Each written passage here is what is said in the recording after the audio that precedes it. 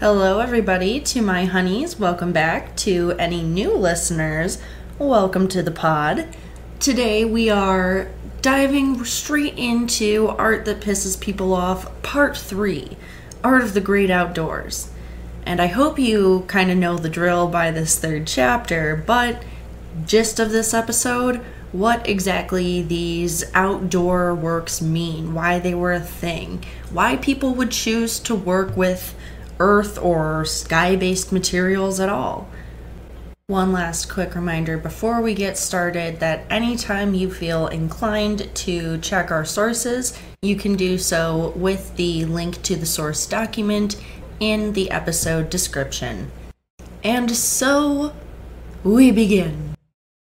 The widespread use of natural materials as well as natural sites like the earth itself was part of the constantly evolving trend of 20th century art to use any materials, especially those that hadn't been used either ever or since pre-antiquity. This was another set of artists that was interested in being different and doing something that was not at all mainstream, questioning what exactly can be art, what are the materials that something needs to be made of to be considered fine art. However, I'll draw attention back to the bigger context here because it is really important to think about. A lot of this art started emerging in the very late 50s, even didn't really take off until I would say like the mid 60s. And at that point, you have to consider that man was now able to go to space and was beginning to do so pretty regularly. How mind-blowing that must have really been at the time that Earth and sky were managed by man, were accessible to man for the first time in history. You have to consider that technological evolutions were being made on the regular to further master life, the earth, the sky, and new scientific knowledge and general interest in space was booming. So having set a bit of the socio-historical cultural stage there, it's important to talk about a couple of the key concepts or themes across mediums in the 20th century and which definitely are important to the artworks we're going to talk about today. The first one is ephemerality. The word ephemeral means that something only lasts for a short time. So ephemeral art is art that is meant to only last so long. Now, because many of our examples today and much of land art on the whole uses natural materials that erode or degrade in some way over time, many of these works can be considered ephemeral. And this interaction with nature, in fact, is part of, oftentimes, their artists' purposeful exploration of not only these materials, but ecology, natural processes on the whole. Another really important concept here is site specificity. We covered this one a lot in part 1 of this series, but a brief reminder here, that term means that a given artwork was designed specifically for its assigned space. It often visually interacts with its surroundings in some way. Again, true of most of land art as well as the art we will talk about this episode. So I keep saying land art. What exactly am I talking about? It's also called earth art, but it is specifically a movement. It emerged in force, in public notice throughout the 60s and 70s, and was part of the wider conceptual art movement. This type of art was often aimed at going beyond museums into limitless outdoor space. In fact, the Tate says of it, quote, "Land art or earth art is art that is made directly in the landscape, sculpting the land itself into earthworks or making structures in the landscape using natural materials such as rocks or twigs," end quote. They go on to reference different artists to basically say that land/earth art could occur at any scale and with any level of machine intervention or done by hand. It could also be as ephemeral as the artist wanted. The Tate also notes that because of the scale and often immovability of land or earth art, they are more often documented and displayed via photographs and or maps in gallery spaces. Sometimes land artists have also brought in material from the source artwork in order to create smaller in-house installation versions of the same piece. The land art movement's participants shared more than an interest in the same materials. They also, as a movement, had very similar philosophies to their artistic processes. Land artists often focused on freedom, especially from modern life, personal spirituality, and the connections between art, technique, and self to nature. Art News describes the land artists' perspectives on themselves as pioneers who were able to move beyond the walled spaces of galleries and museums to a world free of literal or metaphorical limitations. They were free from commercial markets, they were free from commodification, they were free from all sorts of things, in addition to having the opportunity to use earthly materials. They note, however, quote, "But the spirit behind ambitious projects varied, all with an appreciation for the contemplativeness of long stretches of time and a vital sense of adventure," end quote. The heavy focus on the spiritual component to land art often led many practitioners out west, especially to deserts where they could carve into or mimic lines of land and have unobstructed access to horizon lines and other sorts of land-sky interactions. As we've done in past episodes of this series, and we will kind of continue to do a bit here, some individuals and artworks of note so that you can understand exactly what it is I'm talking about, and if you ever encounter these things out in the wild, know exactly what you're looking at. The first, James Turrell. Born in LA in 1943, he got his pilot's license at 16, demonstrating a very early interest in the sky. He's a Quaker, so conscientious objector in the Vietnam War, and he began his studies originally in perceptual psychology before switching to studio arts. Turrell is now Arizona-based. A short summary of his work and his goals can be made by saying that Turrell is all about natural connections, obliterating the lines between indoor and outdoor. He's a minimalist in the sense of wanting to do the most with the least. He's all about light, preferably natural, and the sky especially. MoMA notes that he has been a key figure in the artistic exploration of human perception and is a key representative of the light and space movement which centered in LA during the 1960s. The Gagosian Gallery notes, quote, "James Turrell explores the myriad possibilities of light as subject, material, and medium of perception, as well as its inherent connections to painting and sculpture. Turrell aims to prompt greater self-awareness through a similar encouragement of quiet contemplation," end quote. And Turrell's long-running career demonstrates this. In 1976, he began his Space Division construction installations, consist of openings onto illuminated spaces which appear as flat surfaces and/or a window into a foggy room. In the 1980s, he began producing site-specific installations using extremely dim light, mostly designed to be seen from the building's exteriors. And he also has been working on Rodin Crater since 1977. That's right, he literally acquired a volcanic cinder cone and has been transforming it into a naked eye observatory with surroundings, providing multisensory experiences for the last several decades.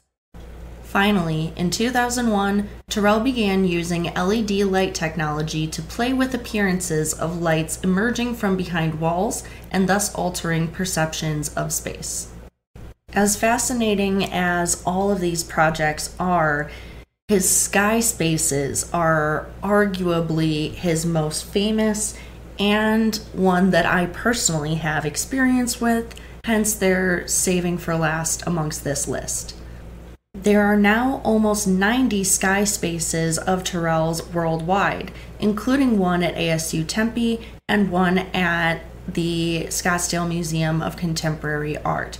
I have been to the one at ASU Tempe and to the one at MoMA PS1. The sky spaces, all 90, have a noticeable amount of similarities. For the most part, there are simple benches ringing the walls of the designated space or room, with lights hidden behind the tops of these benches that can affect perceptions of color, especially at transition times of the day. They are typically one story, but the Moody Center for Arts at Rice has the only two-story one. And what these things really are punched out sections of ceiling, often one per given space, so precise and revealing so little of the building's actual construction that they appear at first to be set in TV screens because they're most often square. But through this open space, one can see the sky, you can watch passing aircraft, satellites, birds, you can feel rain and wind, so it's a somewhat confusing experience at first. But that's the key thing. All of them refer back to ancient building techniques that relied on natural lighting, and they all refer to Terrell's interest in the sky.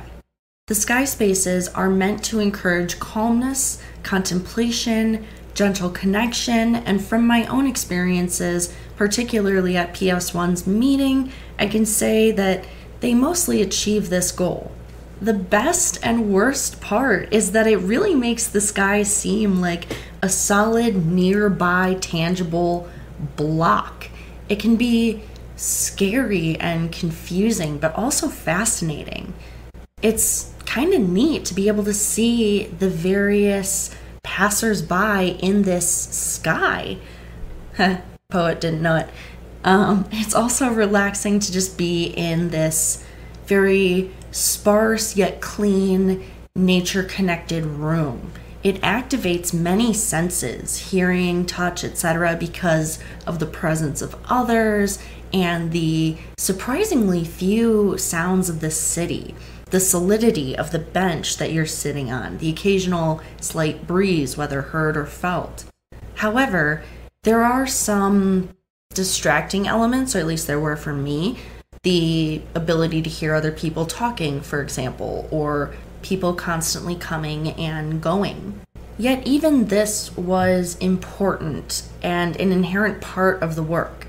Terrell's Quaker background encourages connection, and there was definitely some felt throughout my experience in that everyone understood that we were all experiencing the same feelings wrestling with this cutout in the ceiling as each other.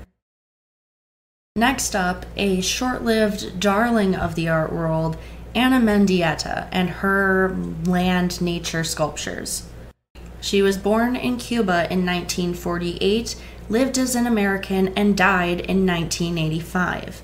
According to the MoMA, she moved to Iowa at age 12 with her sister as part of a U.S. government asylum program for adolescents after the Cuban Revolution.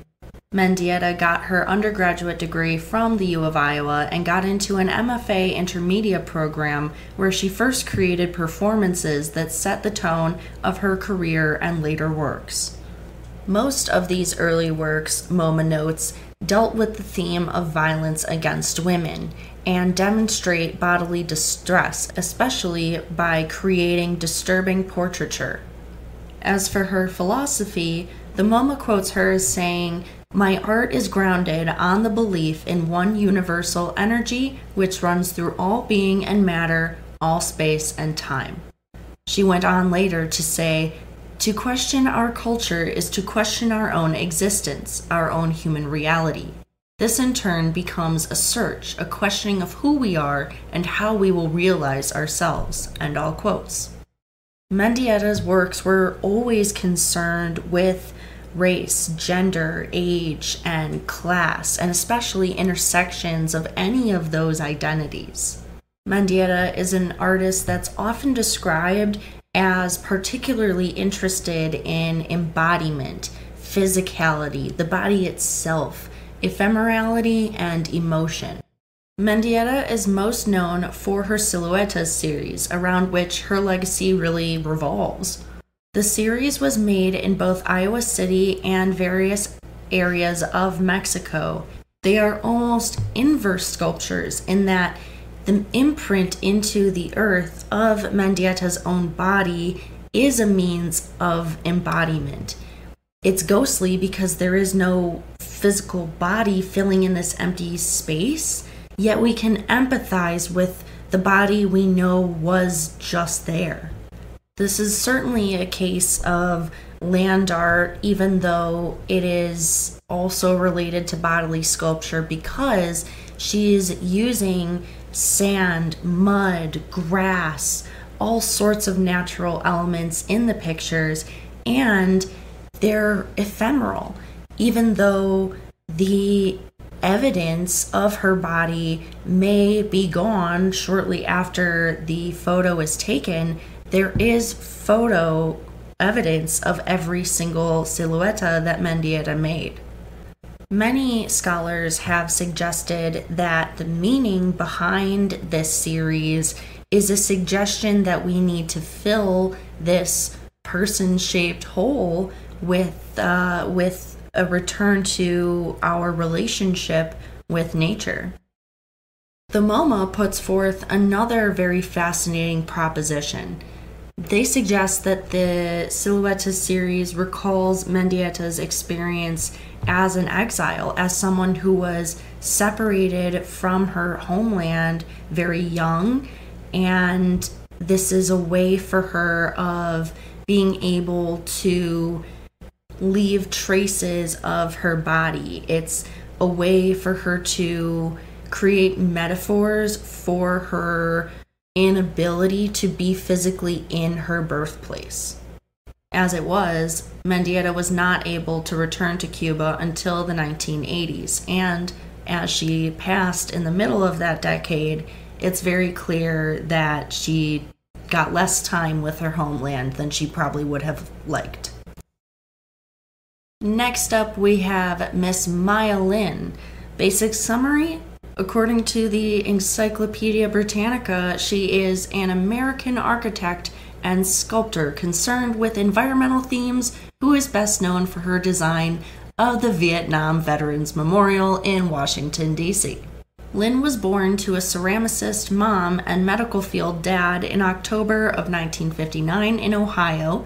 She studied architecture and sculpture at Yale University, graduating in 1981. Unexpectedly to almost everyone, she not only entered, she won the nationwide competition sponsored by the Vietnam Veterans Memorial Fund to create a design of a monument honoring the veterans and casualties of the Vietnam War. Lin was considered a serious underdog here. She was freshly graduated. Her design was very a-traditional compared to the 1,400 plus submissions she was competing against, and yet she made it. According to the Pace Gallery, she was even the recipient of awards from the National Endowment for the Arts in 1988 and 2007. Lin was honored with the National Medal of Arts conferred by President Barack Obama in 2009, and later the Presidential Medal of Freedom in 2016 for her significant contributions to art, architecture, and environmental activism, end quote. But all of that came later. In fact, she really did not enjoy or even want the fame that came with her successful submission to the Vietnam Veterans Memorial. She began her graduate architecture studies at Harvard, but in early 1983, she left to work for a Boston architect. Eventually, in 1986, she completed that master's degree at Yale.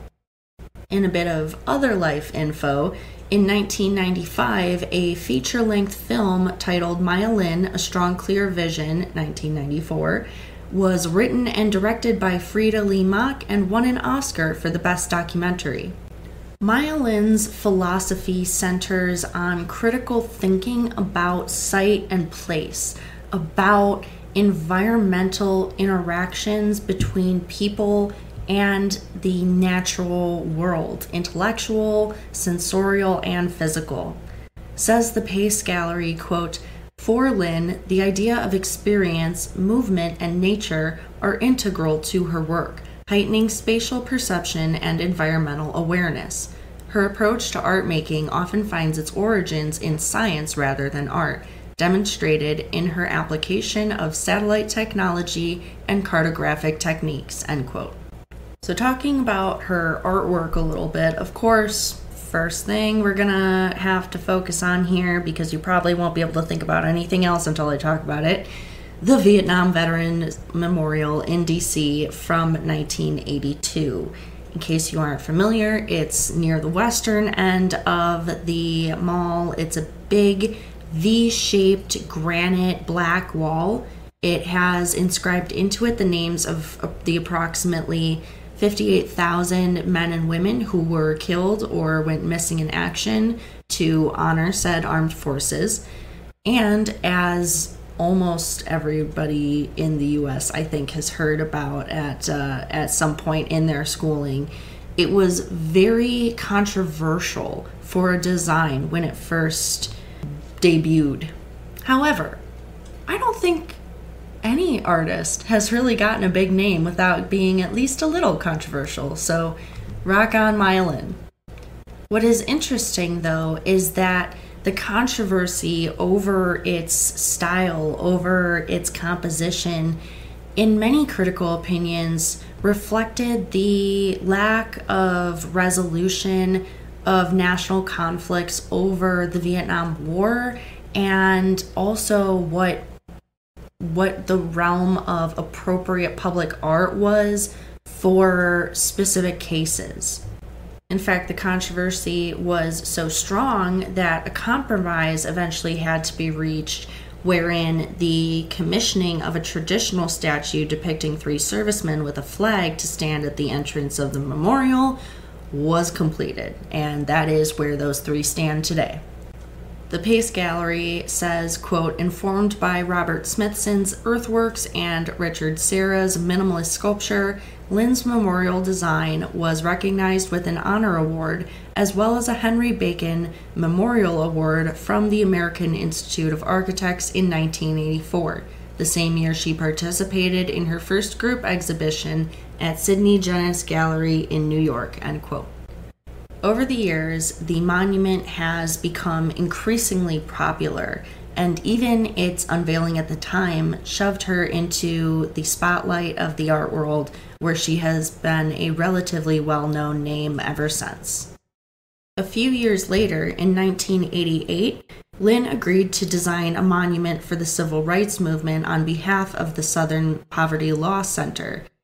The design for this monument also was fairly sparse. It involved a curved granite black wall with a quote from Martin Luther King Jr. inscribed on it, and another part, a 12-foot diameter disc bearing the dates of major events of the civil rights era and the names of 40 people who were martyrs to the cause inscribed in that piece of it.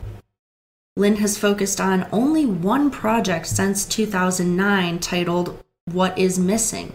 The project is part of her efforts to avoid becoming shoehorned into specific types of projects or designs.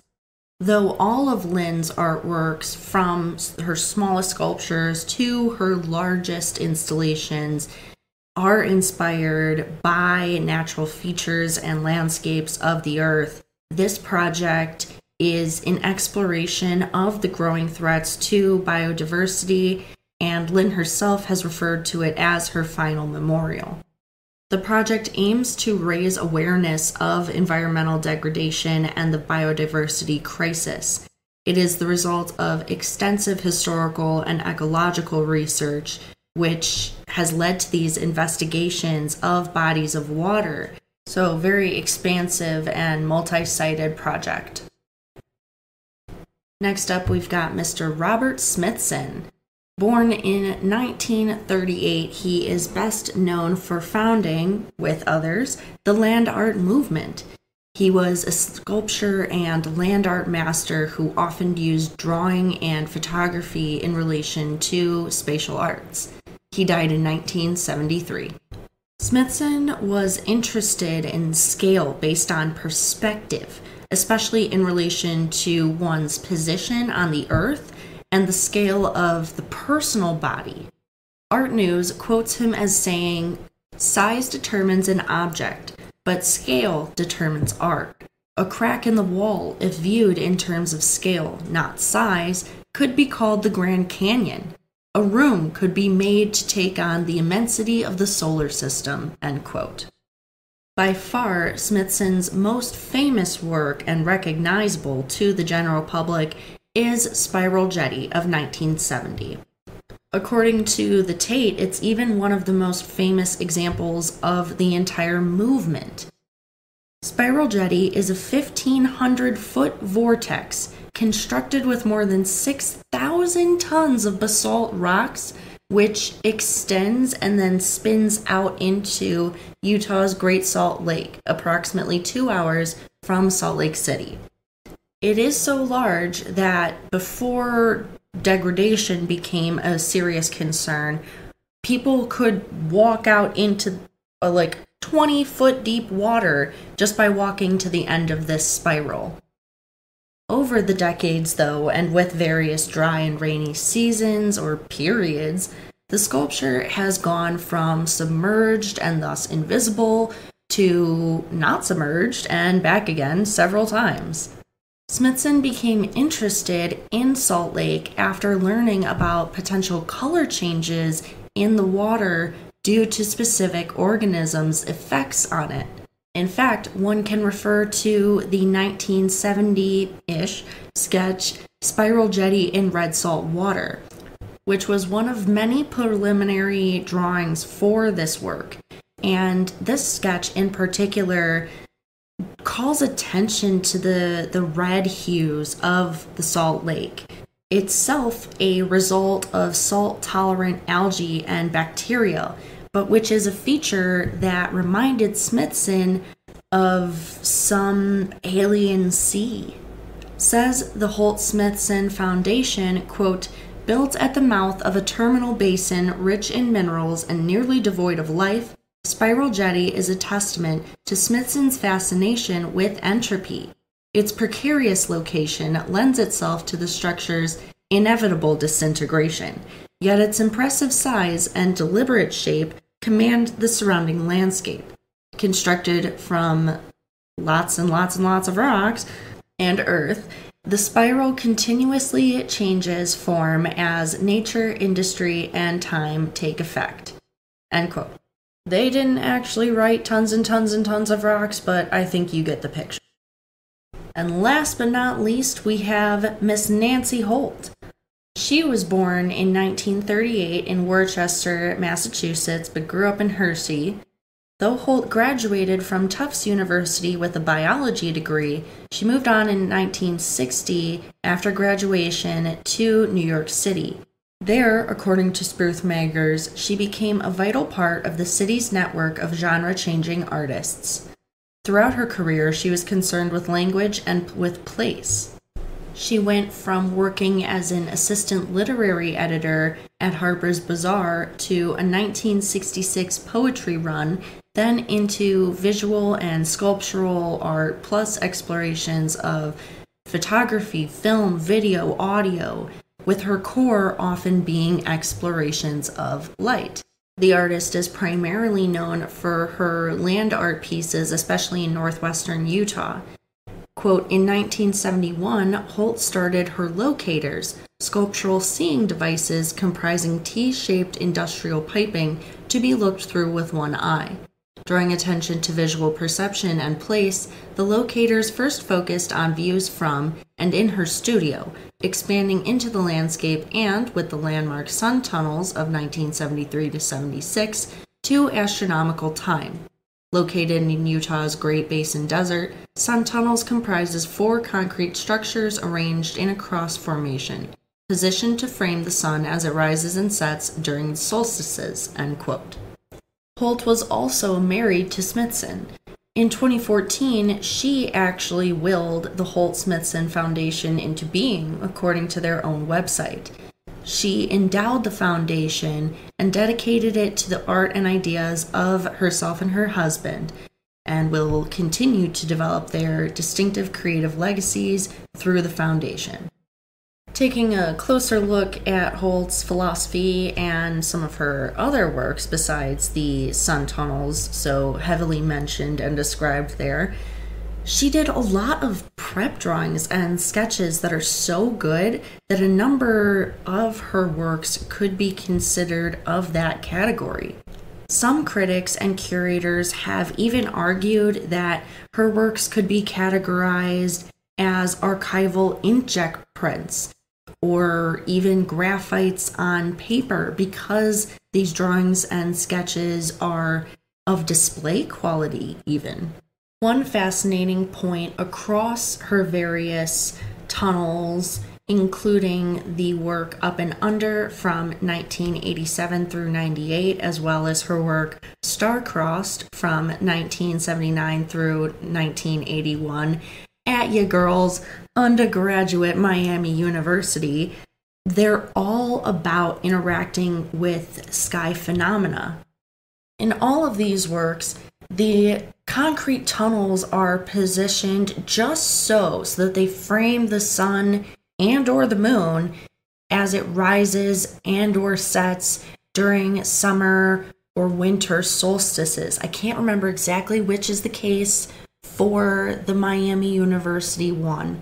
However, there's a way in which watching the sky phenomena, either directly through the tunnels or by watching the reflections through the tunnels onto the water that the tunnel opens up into, it literally brings the sky down to earth in a very unusual way that's very compelling when you see it in real time. Sun tunnels even takes that a step further. Spruthmagers notes that the perforations in the tunnels follow the constellations of Draco, Perseus, Columba, and Capricorn as well.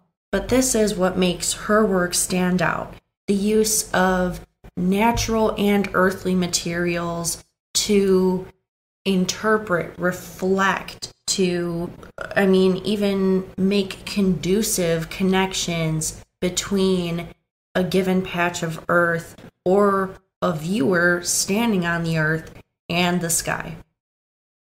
However, because art has not died off and our planet has not yet died off, we see some contemporary examples of what you could call land art, even separate from that movement in the 60s and 70s today. Lots of artists are still working with natural materials, the land itself in the contemporary, though of course the art has evolved as a new generation has taken over. An article by Anna Dozier in Artsy describes a lot of recent pieces as well as this philosophy evolution, and she points out that a lot of contemporary land-related art is less about conquering and less about forcing natural processes. Instead, it's much more about collaborating with nature as an unpredictable and uncontrollable force. It's more about experimentation than creating a specific landmark, a literal landmark. Furthermore, the new class tends to focus on beings, from algae to bacteria to people, animals, trees, you name it, whereas the older classes were mostly concerned with people and the inanimate parts of nature. And maybe the most important difference of all, the contemporary land artists like to disrupt the idea that the human body is completely separate from the environment, most often by creating sensory experiences. She goes on to cite and discuss several examples.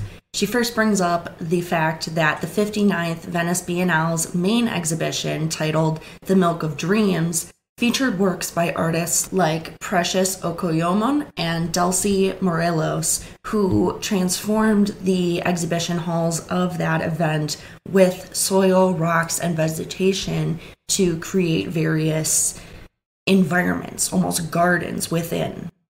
Morelos, back in 2022, had created a work titled Earthly Paradise, wherein she covered large parts of the Arsenal building with cinnamon and spice-infused dirt arranged in various minimal blocks around the gallery, and sort of gave it this visual weight as well as an inescapable scent.